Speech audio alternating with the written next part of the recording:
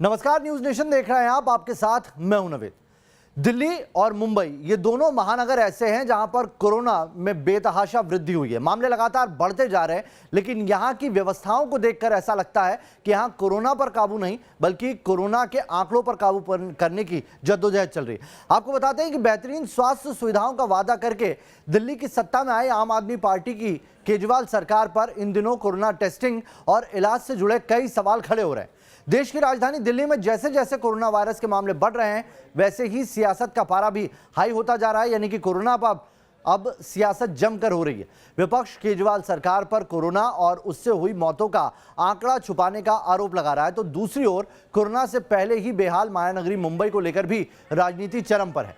उद्धव सरकार पर आरोप लग रहे हैं कि कोरोना के मामले छुपाने के लिए राज्य सरकार ने वहां पर टेस्टिंग की रफ्तार कम कर दी है। ये 5 तस्वीरें आपको ये बताने के लिए काफी है कि किस तरीके से टेस्ट का खेल चल रहा है, कोरोना के आंकड़ों के साथ बाजीगरी हो रही है और कोरोना पर जमकर राजनीति छाई हुई है।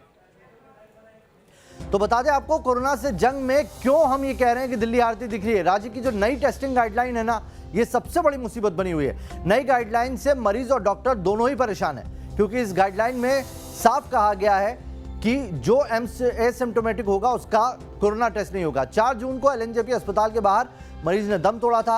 अस्पताल ने मरीज को मृत लाए जाने का दावा किया था। परिजनों ने अस्पताल पर भर्ती न करने का इल्जाम लगाया है। दिल्ली सरकार के ऐप में भी गलत जानकारी देने का आरोप लगाया है और अस्पताल में बेड खाली होने की जानकारी गलत होने का आरोप है। और चलिए इस खबर पर बात करने के लिए हमारे साथ दिल्ली से धीरेन्द्र पुंडीर जुड़ गए हैं और वहीं मुंबई से मेरे साथ पंकज जुड़े हुए हैं। उनसे उनका भी रुख करेंगे, लेकिन पहले दिल्ली का रुख करते हैं। धीरेन्द्र, जिस तरीके से आंकड़ों की बाजीगरी हो रही है, इससे लगता तो नहीं है कि कोरोना पर काबू पाने की जद्दोजहद है?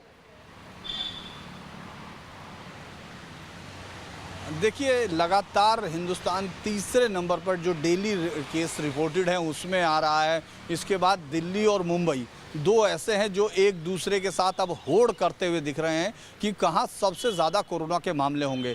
ऐसे में 8 लैब को जो नोटिस दिया गया है, जिसमें एक गवर्नमेंट की लैब है, सेंट्रल गवर्नमेंट, और 7 लैब प्राइवेट लैब है।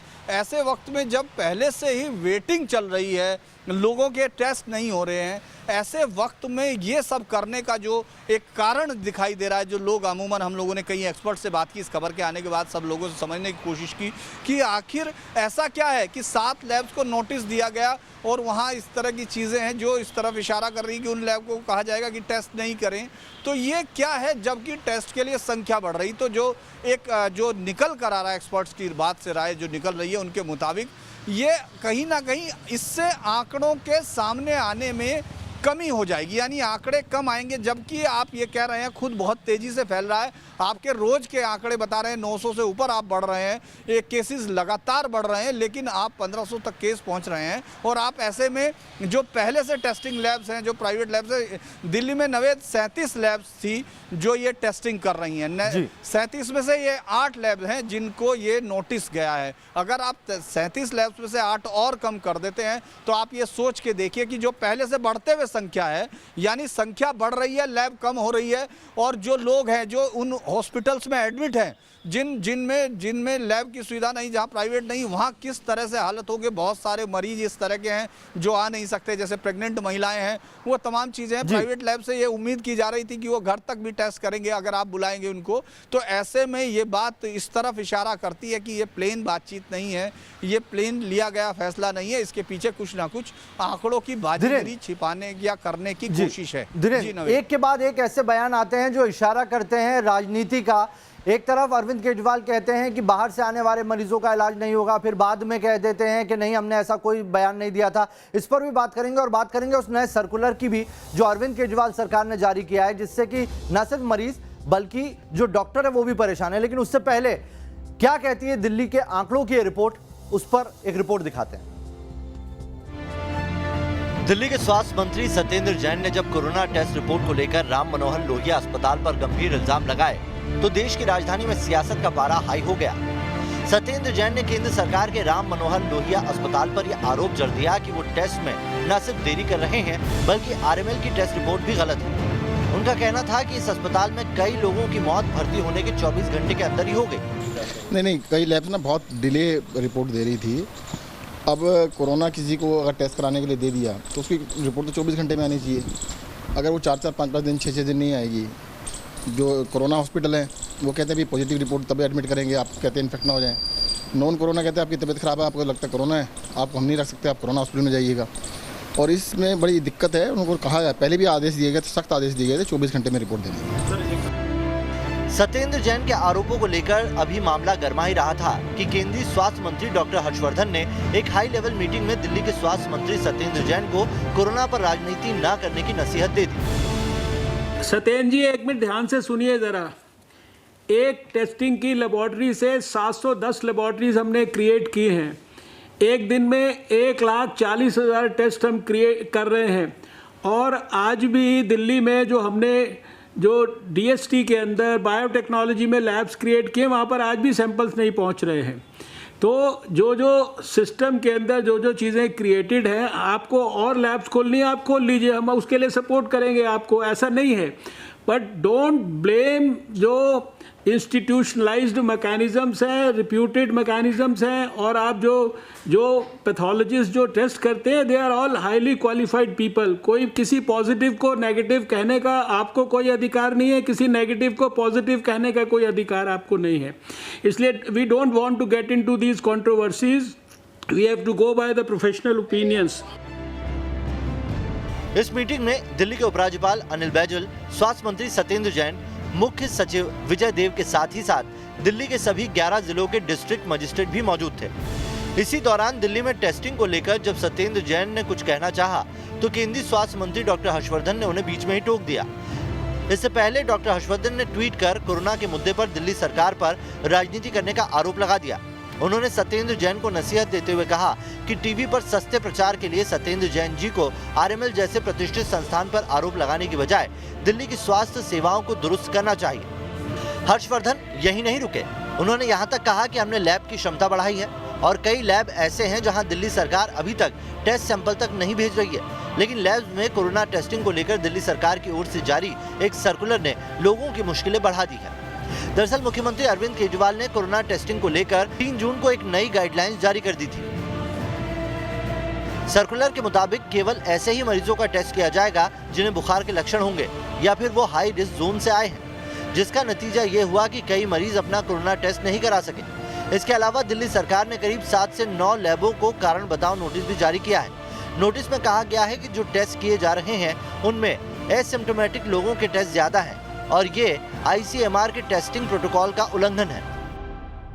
लगातार ICMR की गाइडलाइंस का उल्लंघन और कोविड टेस्ट की रिपोर्ट में देरी को लेकर दिल्ली सरकार के पास शिकायतें आ रही थी, जिसके बाद दिल्ली के स्वास्थ्य मंत्री सत्येंद्र जैन ने तकरीबन 1.5 दर्जन ऐसी लेबोरेटरीज को नोटिस भेजा जो ICMR की गाइडलाइंस का उल्लंघन कर रही है और जहां रिपोर्ट के आने में देरी हो रही थी। उसमें गंगाराम अस्पताल भी शामिल है।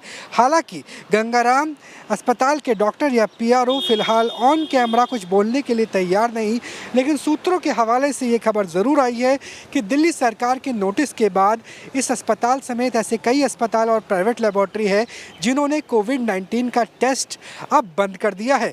यानी सवाल ये था कि क्या ICMR की गाइडलाइंस को निभाया जाएगा, क्या रिपोर्ट जो 5 से 6 दिनों में आ रही थी वो समय पर यानी 24 घंटे के अंदर दी जाएगी।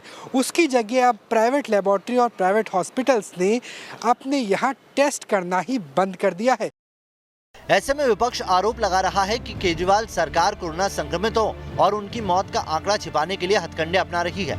जाहिर है दिल्ली में कोरोना वायरस को लेकर केंद्र और दिल्ली सरकार के बीच खींचतान अब खुलकर सामने आने लगी है, लेकिन देश की आर्थिक राजधानी मुंबई का हाल भी इससे जुदा नहीं है। कोरोना पर काबू पाने के लिए एक तरफ जहां केंद्र सरकार और स्वास्थ्य मंत्रालय टेस्टिंग बढ़ाने पर जोर दे रहे हैं, दूसरी ओर मुंबई में कोरोना टेस्ट कम होते जा रहे हैं। मुंबई में देश के 20% कोरोना संक्रमित मरीज हैं। वहां मई में कोरोना टेस्टिंग में कमी आई है। 4,000 से 4,500 रोजाना टेस्ट किए हैं, जबकि शहर की 10,000 टेस्ट रोजाना की क्षमता है। मुंबई में टेस्टिंग की संख्या में महाराष्ट्र में ओवरऑल टेस्टिंग से काफी अंतर है। ऐसे में विपक्ष का आरोप है कि कोरोना के मोर्चे पर फेल हो चुकी उद्धव सरकार फेस सेविंग के लिए कम टेस्ट करवा रही है। पूरा देश कोरोना जैसी महामारी से जंग लड़ रहा है लोग घरों में कैद हैं, जरूरत होने पर ही बाहर निकल रहे हैं। सबकी उम्मीद भरी नजरें सरकारों पर टिकी है, लेकिन अगर सरकारें अपनी नाकामी छिपाने के लिए कोरोना की कम टेस्टिंग करवा रही हैं या फिर मौत के आंकड़े छिपाने की कोशिश कर रही हैं, तो ये आम लोगों की जिंदगी के साथ खिलवाड़ है। साथ ही उस भरोसे के साथ विश्वासघात भी है जिसके सहारे ये लोग सत्ता की सीढ़ियों तक पहुंचे हैं। Team news nation. तो चलिए इस मसले पर बात करने के लिए धीरेन्द्र जी हमारे साथ जुड़े हुए हैं। धीरेन्द्र, ये बताइए कि एक तरफ केंद्र सरकार कह रही है टेस्टिंग बढ़ानी है हमें, और टेस्टिंग बढ़ाने के लिए लगातार नई नई लैब खोली जा रही है। ऊपर से दिल्ली सरकार 15 लैबों को बंद करके बैठी हुई है, नोटिस भेज दिए उनको। देखिए, पूरी दुनिया में यही एक टेस्टेड फार्मूला अभी तक का जो कामयाब है कि जितने ज़्यादा आप टेस्ट करेंगे उतने ज़्यादा आप इस बीमारी से लड़ने की तैयारियां करेंगे। लोगों के साथ आप लोगों को टेस्ट ज़्यादा से ज़्यादा करने। शुरुआत में लगा कि आपके पास टेस्ट की किट कम है, इसीलिए शायद आप उन्हीं लोगों को कर रहे हैं, लेकिन जब आपके पास टेस्ट किट अवेलेबल है, सारी चीज़ें अवेलेबल हैं, तब आप, और इस वक्त सब लोग टेस्ट कराना चाहते हैं। वो तमाम लोग जो रिस्क जोन में रह रहे हैं या जिनके आसपास के लोग कोई ना कोई कोरोना पॉजिटिव होता हुआ दिखा या इस तरह के लक्षण हैं, वो तमाम लोग पहुंच रहे हैं इस वक्त। जबकि टेस्टिंग फैसिलिटी बढ़ाने की ज़रूरत है, दुनिया में बढ़ाई जा रही है और हम आज 1,40,000 तक पहुँचे हैं, तो हम इसको यूटिलाइज़ नहीं करना चाहते। अगर वेटिंग, ये सब चीज़ें, नोटिस और तमाम चीज़ें इस तरफ इशारा कर रहे हैं कि आप तेज़ी से जिस चीज़ को बढ़ाना है उसको नोटिस देके हाल्ट कर रहे हैं, बजाय इसके कि आप उनसे बैठ के एक मीटिंग कर सकते थे, तमाम चीज़ें समझने की कोशिश करते। लेकिन यहाँ कुछ उल्टा ही हो रहा है नवेद, और ये बहुत ही दुख की बात है। इस समय परेशानियों के हालत में, जब कोरोना से आप आम आदमी के चेहरे पर डर की एक लकीर देख सकते हैं, जो हमारे इस समय नीति निर्धारक हैं वो लोग इससे टकराने की कोशिश कर रहे हैं। ऐसे में इस तरह का फैसला, जबकि लैब्स की संख्या बढ़ाई जानी चाहिए, हम लोग लगातार ये खबरें कर रहे हैं कि हर जगह लैब की संख्या बढ़े, हर तरफ लोगों को ज़रूरत है। आज आप सोचिए कि अगर कोई आप टेस्ट कराना चाहते हैं, ये बड़े दुख की बात है कि हम लोगों तक, आम आदमी के फ़ोन आ रहे हैं कि मुझे टेस्ट कराना है, मेरा कोई टेस्ट नहीं कर रहा है। ये सब परेशानी, यानी आप इस बात से अंदाज लगाइए कि आदमी टेस्ट कराना चाहता है, उसको हल्का बुखार है, हल्की खांसी है, वो डरा हुआ है, लेकिन उसके लिए उसको ज़रूरी है कि पहले वो डॉक्टरों को ढूंढे, वो लोग लिखें, जबकि होना चाहिए था कि जो भी चाहे वो करे। ये एक आइडियल कंडीशन है। आपके देश में ये संभव नहीं था, लेकिन जिनको ज़रूरत है वो तो पहुँचें। अब ये 8 लैब को जिनको अभी तक, जिनमें एक सेंट्रल गवर्नमेंट है, बाकी 7 प्राइवेट लैब हैं, उनको अगर आप नोटिस दे रहे हैं और उन्होंने टेस्ट करना बंद कर दिया, तो ये एक बहुत बड़ा मरीजों के साथ या इस देश के उन लोगों के साथ इसकी बहुत दिक्कतें भी पैदा होंगी। कराना चाहते हैं, मुझे लगता है कि बहुत दिक्कतें भी पैदा होंगी अगर अभी टेस्ट नहीं किए सरकारों ने, और बाद में एकदम से स्थिति जब बड़ी होगी तो कैसे हालात हो जाएंगे। दिल्ली के आरएमएल अस्पताल के डॉक्टर RS चहल कह रहे हैं इस बारे में कुछ, आइए सुन लेते हैं। दिल्ली गवर्नमेंट का फैसला कि बहुत जगहों पे प्राइवेट लैब्स में, हॉस्पिटल्स में कोविड की टेस्टिंग बंद करना एक अच्छा कदम नहीं है। इससे क्या होगा कि आप एक सुपर स्प्रेडर्स क्रिएट करोगे। सोचो कि एक बंदा है जो कि एसिम्प्टोमेटिक है, उसको किसी कोविड पेशेंट से उसका कोई नाता है, तो उसको आप टेस्ट नहीं किए करोगे तो क्या करेगा। अगर ये ऐसा बंदा कोई हेल्थ केयर वर्कर हो, कोई दुकान पे काम करने वाला हो, कोई डिलीवरी बॉय हो, जो कि 100 लोगों से दिन में मिलेगा और ये सबको ये बीमारी स्प्रेड करेगा, इनको हम सुपर स्प्रेडर्स बोलते हैं। कोरिया में ऐसा ही हुआ था, एक वुहान से एक प्रीस्ट आया एक चर्च में और उसने सबको ये बीमारी दे दी। सो मेरे को बड़ा दुख हो रहा है कि गवर्नमेंट ऐसे करने से क्या करेगी, ऐसे करके अपने केसेस का नंबर कम कर लेगी पर बीमारी तो वही रहेगी। तो सिर्फ दिल्ली नहीं, मुंबई का भी हाल कुछ इस तरह का है, वहां पर भी आंकड़ों से बाजीगरी हो रही है। पंकज हमारे साथ जुड़े हुए हैं। पंकज, 10,000 की कैपेसिटी है मुंबई की रोजाना टेस्ट की, लेकिन 4,000 और 4,500 तक टेस्ट हो रहे हैं पिछले कई दिनों से। एक हफ्ते का आंकड़ा उठा के देखें तो कुछ इसी तरह से टेस्ट आ रहे हैं वहां पर। क्या वजह है? क्या कम्युनिटी स्प्रेड से डर रहे हैं सरकार और उसी को छुपाने के लिए इस तरह से टेस्टिंग कम कर दी है? देखिए नवेद, जिस तरह से लगातार महाराष्ट्र में कोरोना के मरीजों की संख्या बढ़ती जा रही थी, उसके बाद सरकार जब सफाई में आती थी तो वो हमेशा ये कहकर अपना पीठ थपथपाती थी कि हम यहाँ पर ज़्यादा टेस्ट कर रहे हैं, इसलिए जो पॉजिटिव केसेस हैं वो ज़्यादा आ रहे हैं। लेकिन अब जो आंकड़ों की बाजीगरी हो रही है, उसके बाद ये कहना गलत नहीं होगा कि अगर सरकार अपनी लाज बचाने के लिए इस तरह के पैंतरे आजमाती है तो आने वाला वक्त मुंबई के लिए खासतौर पर बेहद खतरनाक होगा, क्योंकि देश में तमाम राज्यों का मिलाकर जो कोरोना के मरीजों की संख्या है उसमें से 20% सिर्फ महाराष्ट्र का है। महाराष्ट्र में करीब 80,000 कोरोना के मरीज इस वक्त हैं और उनमें से 70% जो मरीज़ हैं वो मुंबई और पुणे से हैं।